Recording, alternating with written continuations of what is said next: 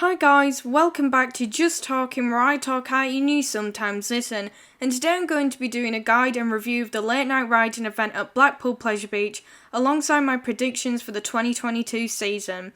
Of course, if this video helped you or you just enjoyed it, make sure to like, comment and subscribe, and let's get into some of the remaining dates for the 2021 season.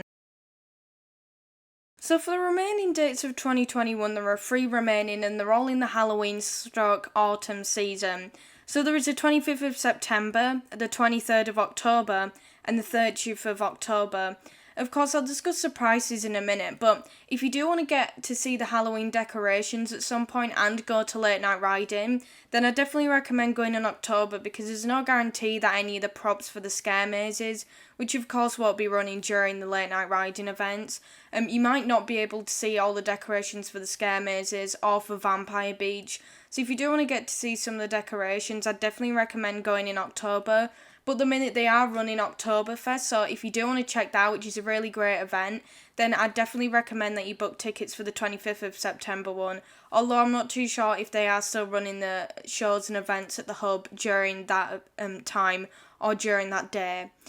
But of course, I would recommend that you do actually start to book tickets now for these events because, of course, with it being the late night riding event and there only being a few left for this year, of course, they will continue next year.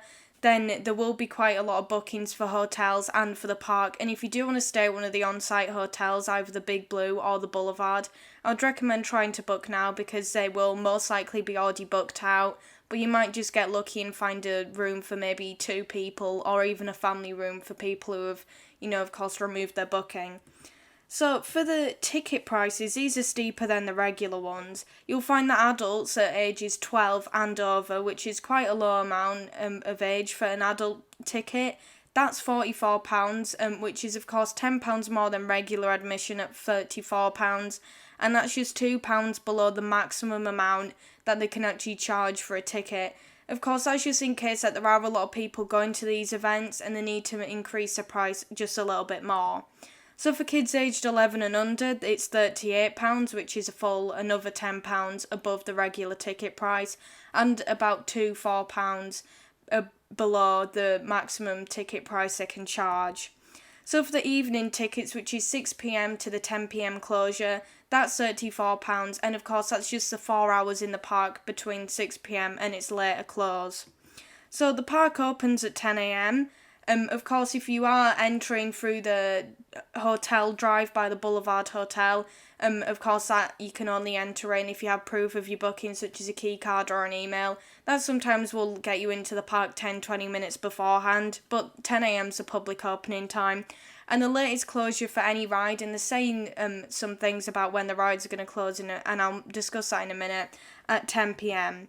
So for the busyness of the park during late night riding, from my experience, most people will arrive later on when looking to get on more thrill rides. And of course, when you do want to get on a thrill ride, you might want to come in the morning because, of course, there will be more families there on a morning. But, a lot of people will want to get those rides at the end of the day when the rides have been running for a long time. So they will, of course, have the bearings greased and they'll be running nice and fast and smooth. So, of course, more people want to get on it on the dark, and also because of how long it's been running for beforehand. So I'd recommend, if you do want to get on a thrill ride, then maybe go at the start of the day. So younger families will leave at regular closing time around 5 to 7pm, so there's no issue if you want to go to Nickelodeon Land later on, because they are saying they'll try to keep that area of the park open as late as they possibly can. So the smaller rides will be quiet, maybe Avalanche will be quieter. And things like Nickelodeon Street, which have a slower throughput and tend to get the steepest queues, they might hopefully be a lot quieter during these 3 days. And mainly you will find it's quieter on the morning or more intense with families being there because, of course, they won't want to stay later on to 10pm. And, that's due to the later events. But sometimes, people will come in at the start of the day, go out at lunchtime, and then they'll come back for the later events. But of course, a lot of people will come in just for the DJ, have a party, go on some rides in the dark. So of course it is a lot busier, more packed when you are coming later on a night. But when you're in the morning, you'll find more families and it'll be a bit quieter. So, for what's included in the ticket price, you of course get access to all rides until the 10 p.m. close. That is including the Nickelodeon land rides, all of the flat rides, and roller coasters. Of course, that is exceeding those who might break down or might just have a technical issue, which means it needs to close earlier or close throughout the day.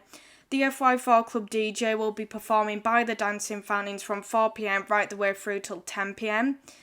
There will be no fireworks on any of these late night riding dates. They will only be on at 5 p.m, which is the closure, on Saturday the 6th of November. So if you do want to go see some fireworks instead of, your regular ones for bonfire night, then of course you can come down to the Pleasure Beach and watch them, but they will not be as part of late night riding. And all outlets, so that's retail and food, are meant to be open until 10 p.m, but some might close at 9 p.m, such as Burger King. But they're not really too sure how that will work out. They haven't announced any closing dates, but everything is meant to be open, and all the shops are meant to be operational until that time. So, for the worth a trip side of things, if it's worth this more expensive price, even though it is quite low in comparison to what other parks might pay for later closing times or events such as this. It's always a great thrill to be able to go on Icon or the big one after a full day of operation, because it'll be running nice and smooth on the track. The launch will have had some wear to it, so of course everything is going to be running smoothly, and you'll get a better ride than maybe straight away on the morning, because that's when it's just starting to come up. There'll be more friction on the track. So it's always great to get a ride on a ride that's been operational for more than the regular hourly time. You do also have the liberty of leaving the park during the day, so if you do actually want to walk up the promenade and maybe get some fish and chips or maybe go to one of the piers, you can definitely do that. And it also means that you don't have to arrive really early and you can arrive later. You can go back to the hotel for a relax, because standing on your feet all day and walking around the park, I went for a 10 a.m. to 7 p.m. close time and my legs were killing, so of course you then have the time to go sit down at a restaurant. Of course, if you do want to see some good restaurants and some reviews on that, I do have a food guide which I'll put just above right now. Of course, so that's a great thing to look into, going to a restaurant in the park. You are guaranteed a ride on all of the attractions, unless of course they are broken down. I can't guarantee that they'll all be operational.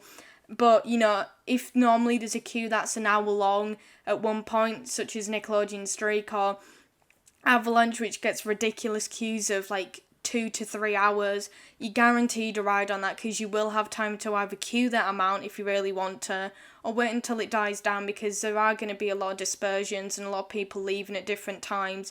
For example, lunchtime. I'd definitely make sure that you are in the park for lunchtime if you want to maximise the ride you're on, because normally people are getting straight out of the park when it hits 11, 12 o'clock. So there is also great entertainment which is suitable for all ages. It's always nice to sit and watch the dancing fountains illuminated and all the disco lights from the DJ.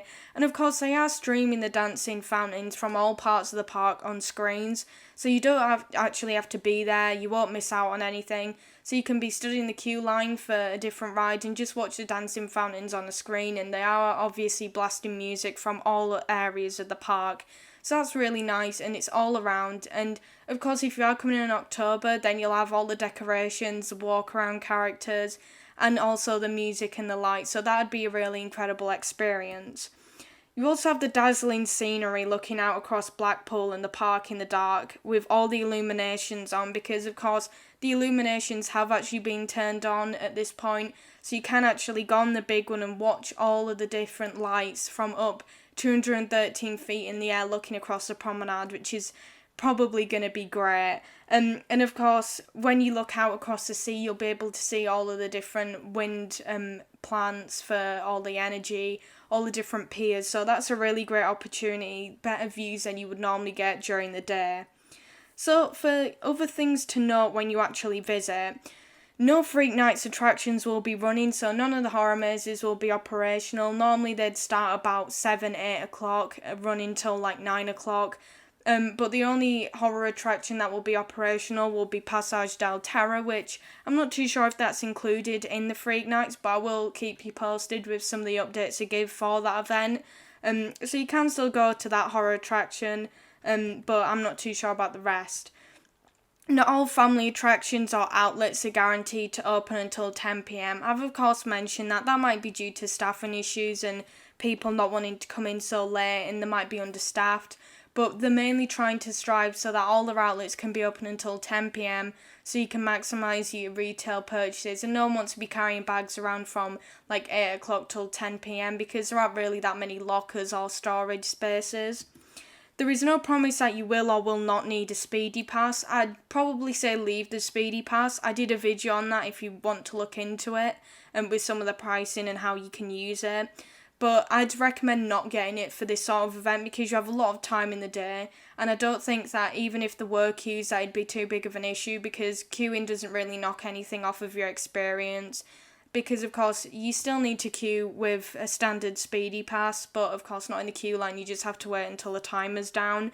But of course, I'd just say don't do it because you'll always have time to go on all of the rides even if you have to queue an hour for most things. So I'd maybe leave it. You will have to check with staff if the Pleasure Beach Express will stop by the Boulevard Hotel. Normally, on its last half an hour ride before closing time, it will actually stop and let guests off by the Boulevard Hotel. So you'll have to have staff members if that's still running or if it's still following the 5 o'clock closing time schedule. I'm not too sure, but you'll just have to check unless they're just not running that service at the moment or at all anymore. So the shop delivery service is a varying closing time, so I'd definitely check at the shop. The last time I actually went to a late night riding event, the delivery service, which normally before 4 p.m. you can put an order in and say, this is a piece of merchandise, I'm going to pay for it now, can you deliver it to the Noah's Ark shop by the exit, and then I'll pick it up at closing time. So it has to be the Noah's Ark shop, which is just by the entrance to the park and where you'd exit. But last time I went, I think it was 6 o'clock that you had to order before. But I just check it out with the people at the park because I think they do change it from time to time when the last order can be put in for it to be delivered to the exit. So I'd just make sure to check that just in case you want to order something and put it away. But I'm sure it'll probably be at 9 p.m. now. So for what will happen in 2022, there isn't very much confirmation. The event is set to return next year. It's one of the most popular events at the park, exceeding, of course, the Freak Nights and the Vampire Beach events. So that will be returning, but the dates are unknown. Hopefully they will run the fireworks on more dates. Of course, beforehand there was about 8 dates. There was maybe 8 to 12 dates running all the fireworks. So I would hope that they'd maybe bring that back because there is still about 8 to 12 days running for the late night riding for the whole of this year. So I'm assuming that they will bring that back. And at the minute they're just reducing it and they've only done it on one night just to preserve social distancing. And that's obviously nice because they're trying to keep people safe. So I'm really hoping that they get to bring that back due to restrictions being lifted and things being more safe. So the music should continue with a DJ. It might not be FY4 Club DJ, but it might be. It'd be nice if they could experiment with the DJs and let small, clubs and companies display themselves. That'd be a really nice way to promote local businesses. But FY4 Club DJ so far has had a really great reception. Apparently has a really great arsenal with the songs he's been playing. So, I really do hope that they do bring back the DJ, the live music, the lights, the dancing fountains, which they normally do.